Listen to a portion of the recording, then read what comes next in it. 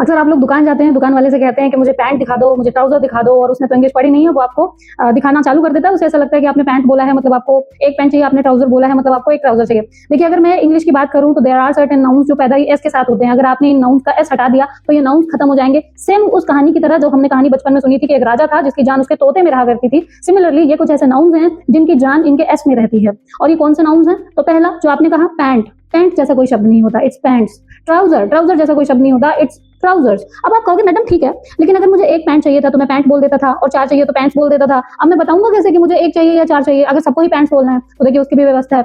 अगर आपको एक पैंट चाहिए तो आप कहिए अ पेयर ऑफ पैंट्स, है ना, पैंट नहीं पैंट्स। अगर आपको एक चाहिए ट्राउजर्स तो कहिए अ पेयर ऑफ ट्राउजर्स। अगर आपको एक से ज्यादा चाहिए, लेट्स से चार चाहिए, तो आप कहिए four pairs of trousers, four pairs of pants. लेकिन आप इसको कभी भी पैंट या ट्राउजर नहीं कहेंगे। ये सिर्फ स्पोकन के लिए जरूरी नहीं है बल्कि आपके कॉम्पिटेटिव एग्जाम में भी ये पूछा जाता है। नाउन चैप्टर से ऐसे ही क्वेश्चन बनाए जाते हैं। एक और शब्द है सीजर, कैंची। आपको लगता है एक कैंची है तो मैं सीजर कह दूंगा, एक से ज्यादा है तो मैं सीजर्स कह दूंगा? नहीं, कैंची जो है, सीजर जो है, ऐसा कोई शब्द जो है, आई मीन सीजर शब्द जो है वो एग्जिस्ट नहीं करता, इट्स सीजर्स। अब आपको अगर एक कैंची की बात करनी है तो सीजर्स कहिए, अ पेयर ऑफ सीजर्स कहिए। एक से ज्यादा कहना है तो आप पेयर्स ऑफ कह दीजिए, है ना, यानी पेयर ऑफ और पेयर्स ऑफ का सहारा लिया करिए, ठीक है। और ऐसे और भी बहुत सारे नाउन हैं, अगर आपको पता है तो आप कमेंट्स में मुझे बताइए और नहीं पता है तो कमेंट्स में लिखिए, मैं आपको और भी नाउन्स बता दूंगी।